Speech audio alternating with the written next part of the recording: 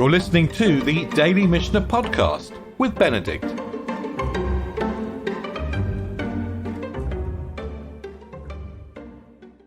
And we've said before that the Mishnah often jumps from subject to subject or from Mishnah to Mishnah by loose association.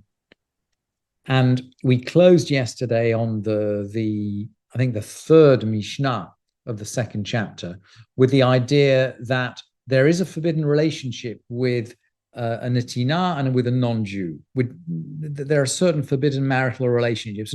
And we said, by the way, that although the tractate of Yevamot seems to be occupied with levirate marriage, what it is doing in practice is defining the boundaries and the definitions of marriage itself.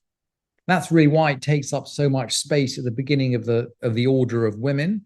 And essentially, we're defining forbidden and permitted relationships. We're defining the parameters of the family. Where does the family begin? Where does the family end? And we'll see that we jump off into exactly the same issues today. But before we jump off into the Mishnah, we need to know a word. We need to know the root zakat and the word zakuka or zakuk. And the widow of a childless man, if he has a brother, is called in the halachic literature his zakuka. And that bond is formed immediately on the death of the brother. And it's from the root zakak, which is to distill or to smelt, but also to rivet and to forge and to chain and to join, to bind or to obligate. In other words, she is a zukuka, he is a zakuk, and they are chained together. They're obligated together by their relationship and by the death of the childless brother. So with that in mind, this word chained or tied, let's look at the fifth Mishnah, which jumps from the question of family relationships to, well, let's see. Someone has got any kind of brother. So this could be a mamzer. If he's a Kohen, it could be a Kohen who's a halal, who's married a non-Jewish woman. Any sort of brother at all. Could be a half-brother.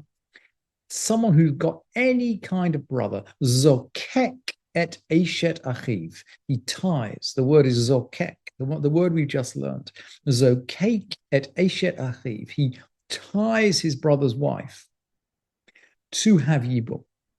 That is, on the death of the brother. And the Mishnah goes on to say, ve'achiv l'chol davar, and he is his brother in all respects. What does that mean? Well, it means, for example, that his brother can inherit from him. Or it means that if his brother dies and he's a Kohen, he can make himself impure. He can bury him. In other words, there are 7 close relationships for which a Kohen would make himself impure. The brother is one of them. So we're saying, if a priest has a brother who's a mamzer, if that brother dies, the priest will still make himself impure to participate in the burial. He's a brother in every single respect, whatever his status in any other, whatever his status for other purposes. But with 2 exceptions. And now we're going to go back to the issue of forbidden relationships. There are 2 exceptions. Chutz mima sheyesh lo min hashifcha u min hanochrit, except for a brother born from a female slave or a non-Jewish woman. And the sages have got a very strong view, and we can note it, but I think probably not discuss it here, that the children of a non-Jewish woman are not attached to the father. And we know that the children of a Jewish woman are considered Jewish in all respects, but somehow the children of a man who has a relationship with a non-Jewish woman, they're just not considered attached to the father in any way. And we'll see in a minute that they're not, just as much as they're not treated as brothers, they're not treated as sons. And the Mishnah goes on to say, so we can see, right, that the Mishnah is not just articulating the boundaries of yibum, of levirate marriage, but it's articulating here the boundaries of the family. Mishi yeshlo ven mikol makom. Someone who has any kind of son. So it's a parallel Mishnah. The Mishnah began Mishi yeshlo ach mikol makom, someone who has any kind of brother. It now goes on Mishi yeshlo ven mikol makom, someone who has any kind of son. Poteret eshet aviv min hayibum. He exempts his father's wife from yibum. So this, the second half of the Mishnah, if you like, is the mirror image of the first half. The brother ties his brother's wife. The son exempts his father's wife from ribum. But from now we're back to the mirror image. Chayav al makato al kilaltato. He's a son in all other respects. So, for example, he's liable for striking or cursing him. So we have a verse in the Parsha Mishpatim, Umakeh aviv ve'imo mot yumat. Someone who strikes his father or mother shall be put to death. Just a couple of verses on in Mishpatim. We'll learn, this is in the book of Exodus, in Shemot. We'll come to it, I think we're reading it in the middle of February, 10th of February. We'll come to the Parsha of Mishpatim this year. Umakalel aviv ve'imo mot yumat. Someone who curses his father or mother shall be put to death. So we're saying that a son for any kind of son falls in this, if you like, is falls under this halakha. How does the Mishnah go on? He's liable if he strikes him or curses him. He is his son in every respect. So he can inherit from him. He's obliged to carry him in and carry him out and take care of him if his father's old. You know, he's his son in all respects.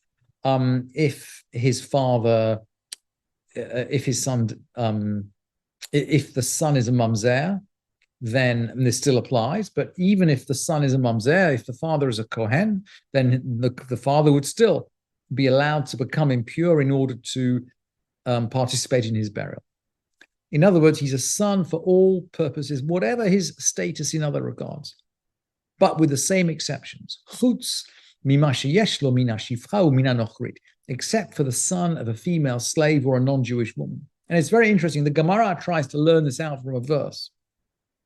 Very, very tangentially. I haven't brought you the verse because the drush is so obscure, you would think it just wouldn't make sense at all. But clearly the rabbis have got a very strong view here. And it is so strong that they want to attach it to a verse, even though there are no verses which you can attach to this halacha. The Mishnah then goes on. Someone betroths one of two sisters. So we've established we've defined the father and the brother. What if we can't work out the identity of the wife? So someone has betrothed one of two sisters. And it's not known which of them he betrothed. We think of it as an implausible situation. Perhaps there were two sisters who looked very similar. Perhaps they covered their faces very modestly.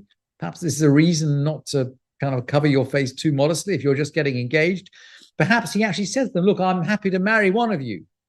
And of course, that statement, I'm happy to marry one of you, if he's talking to both of them, is sufficiently vague. I mean, if he gave them a ring, that is sufficiently vague to get them both into trouble. And the halacha is he has to give them both a get. Noten get lazor, veget lazor. In that, there's only one way out of that situation. He has to give them both a get because he cannot marry both sisters. And in fact, as soon as he can't marry two living sisters. It's absolutely forbidden. We mentioned previously, we're not quite sure how Jacob gets away with it, but certainly in halacha, in the time of the Mishnah, you couldn't marry two living sisters. So what about levirate marriage? What about yibum? Mate. Velo ach echad choletz lishtehem. So let's say he dies. So he betroths one of two sisters. He can't remember which one. And then he dies the next day. Well, what are they going to do? Choletz lishtehem. The brother will perform chalitza for both of them because the brother is connected in some way to both sisters. They are both, you could say, his zakukah, or one of them is his zakukah, but he doesn't know which. Doesn't know which. The only way out is to give chalitza to both, just as the only way out of the wedding was to give a get to both. What if the dead man had two brothers? Now here we might be able to solve this problem. Hayu lo shnaim. Maybe he had two brothers, this dead person, this unfortunately forgetful dead person. He had two brothers. So the Mishnah says, Echad choletz ve'echad miyabem. One performs chalitza and the other one, well, I've translated it as the other one performs yibum. Of course, the other one doesn't have to perform yibum. The other one could easily perform chalitza too. But I think what the Mishnah is saying is, look, as soon as the first brother has performed chalitza for one of the sisters, then this connection, the connection is broken. Yibum on the second sister wouldn't result in the crime of being of having a family relationship with two living sisters at the same time.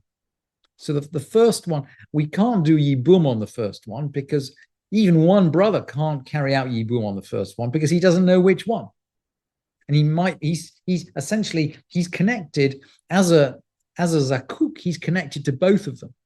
And because he's connected to both of them, he can't do anything. But as soon as one connection is broken by chalitza, the other one is open for either yibum or chalitza. And then the Mishnah closes, im kadmu v'chansu. So maybe the two brothers, they don't wait. They just go ahead and marry. They just go ahead and marry the two sisters. So the two brothers go ahead and marry the two sisters. And the Mishnah concludes, ein motzi'in miyadam. We don't send them away. And we'll learn later in the tractate that there are some marriages which are sufficiently improper or illegal that the Bet Din forces the husband to give a get. In other words, even though the marriage has taken place, the Bet Din will force the husband to give a get. But in this case, the problem has been resolved with both sisters receiving, with both sisters going through yibum to two separate brothers. The two brothers are each connected to one sister. So there's no question of one person marrying two sisters. And so, in the words of the Mishnah, ein motzi'in miyadam. We don't force them to split up.